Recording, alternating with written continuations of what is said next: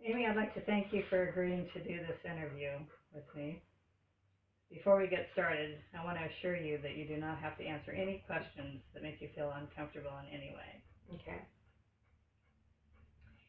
Okay, this is an interview about your career and your choice in your career. So I'm going to be asking you questions that are about what got you where you're at and why you chose this field. So what is your career? I am the owner-operator of a dog and cat grooming salon. Okay. What attracted you to this career? Well, I always knew that I wanted to work with animals from the time I was a little kid. And I worked as a vet tech for a while, and due to an injury, I couldn't do that anymore. And my mom used to be a groomer, and so I had learned about that from her. And so when I couldn't be a veterinary technician, I decided to open up the grooming shop. Okay. So being the owner of your own business is a lot of responsibility. What or how did you develop that kind of courage at such a young age? Well, it was scary. It's still scary sometimes. But both of my parents have been small business owners. So I've watched the struggles that they have and seen the kind of work that has to be put in. So I felt like I kind of knew what I was getting into. And they were an inspiration for me. So Have you regretted that at all? Or do you have a hard time handling being a business owner? So far, I'm happy. I still have some things I have to learn. My first tax season as a business owner hasn't happened yet. So I'm sure there's still challenges, still things that I'm going to have to figure out. But so far, I love it. I like being in charge of my own schedule, and I like being in charge of how the animals are treated.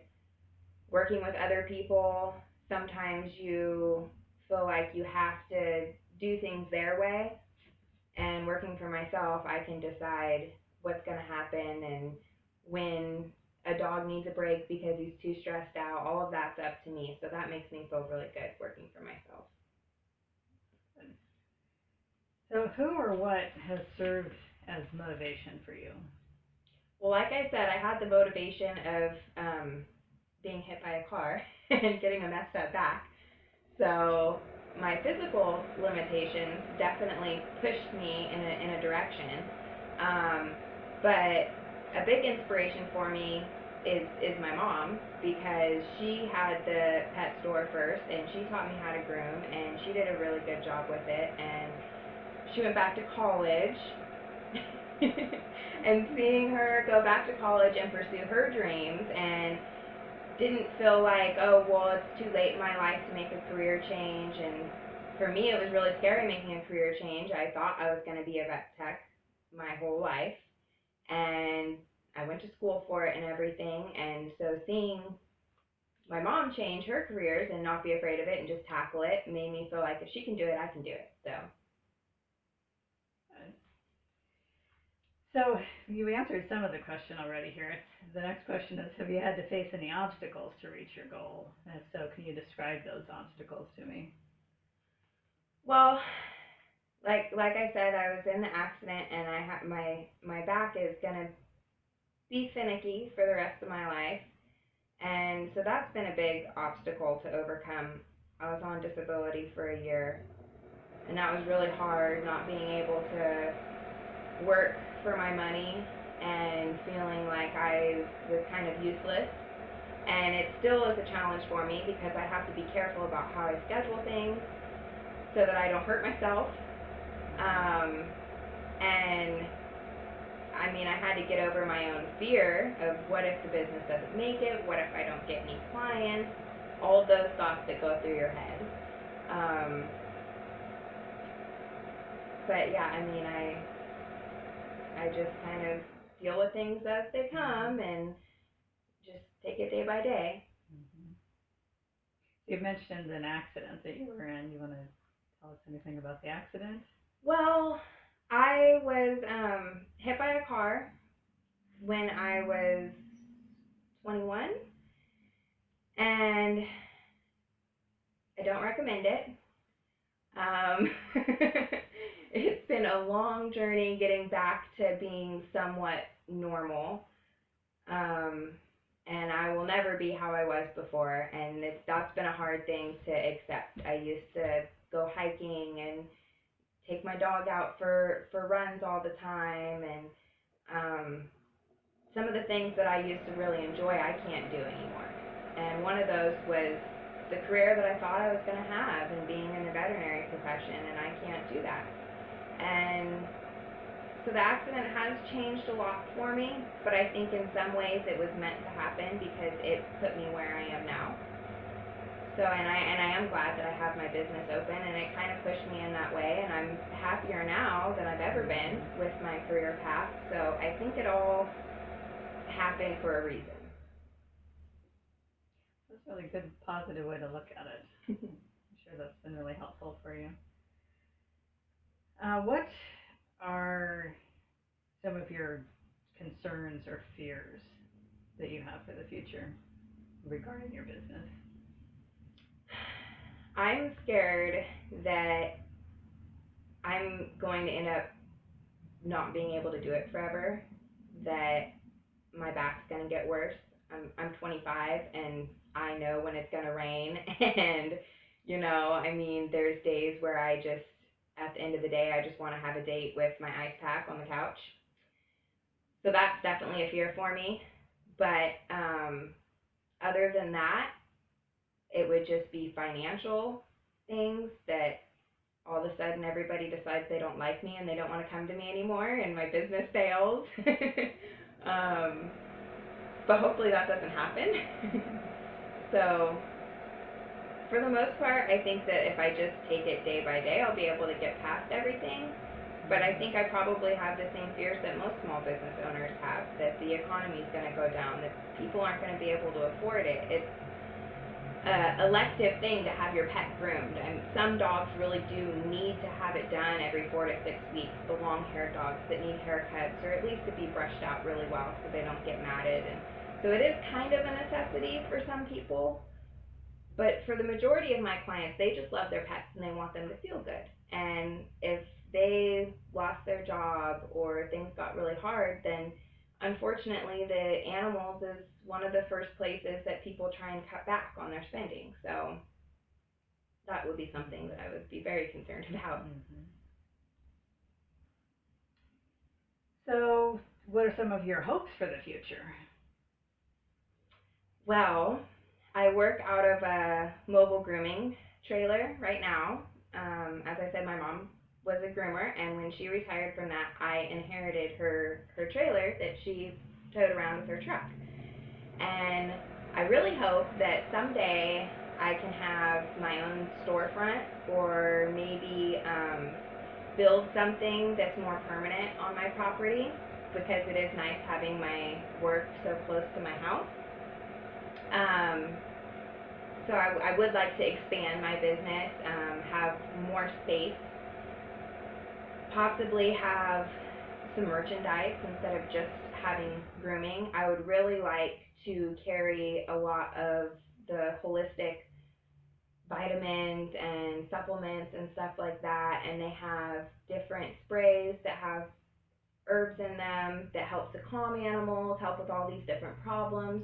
And so I'd really like to have a store that went along those lines of kind of some more natural cures. And veterinary care is very important, but I feel like veterinary care along with holistic care can be really beneficial for the pet. So someday I'd like to have a nice storefront and have all these joint supplements and maybe some little specialty treats and just fun stuff like that. And maybe I might even have, another groomer that I hire someday if my business starts having the demand to need 2 groomers, and so I could expand and hire somebody to help me. And I just really hope that I can keep this going for a long time. Like I've said, I've only been in business for about a year, and it's all very new to me, and I hope to have this store, this grooming shop for years to come. So as long as that happens, as long as I'm successful and have grooming clients for years, then I'll be happy. Okay, so do you believe that you can make a difference in your field? And if so, how would you make that difference? What would you want that to look like? Well, for me, I approach grooming differently than a lot of groomers. I don't have an assembly line grooming. I have the dogs come one at a time, or one family of dogs at a time.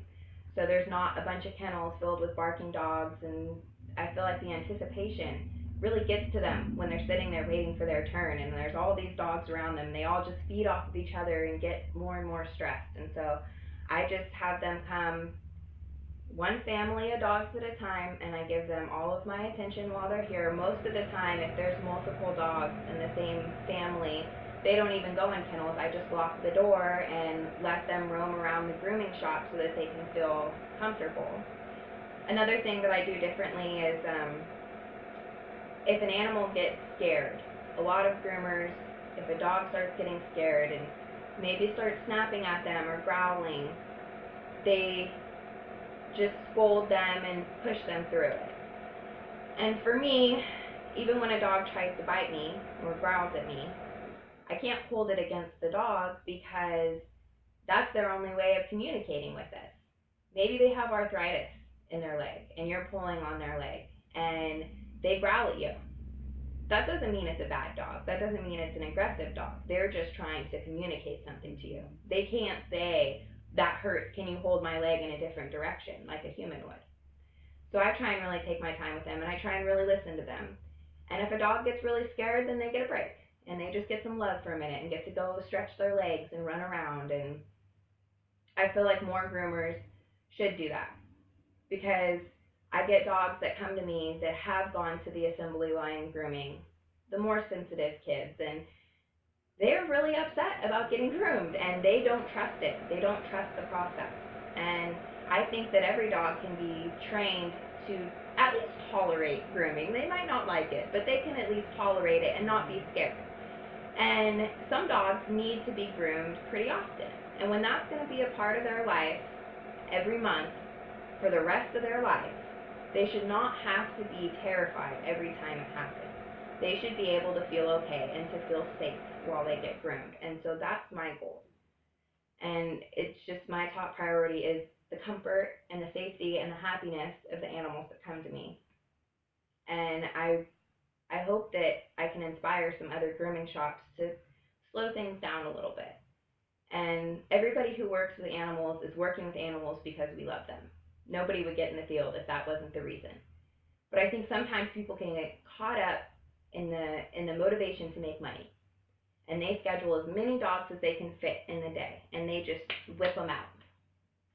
And I feel like we need to kind of slow things down a little bit and really focus on what the individual animal needs, the one that's in front of us at that moment. Not thinking about the next 5 dogs you have to do. You need to think about who's sitting on your grooming table right in front of you and what do they need. So that's my take on grooming and why I'm a little different about it. And sometimes it takes a little bit longer. People are used to getting their dog back in an hour, and maybe I have their dog for 2 hours, but their dog leaves happy, and that's what's important to me. So it sounds like you're kind of setting a new standard for grooming. I'm trying to, yeah. Well, I would like to thank you for letting me do this interview and helping me with my schoolwork. You're welcome. And I want to tell you that I think you're an amazing young lady, and I'm sure you're going to be very successful in your business, and I wish you nothing but good luck and prosperity. Thank you.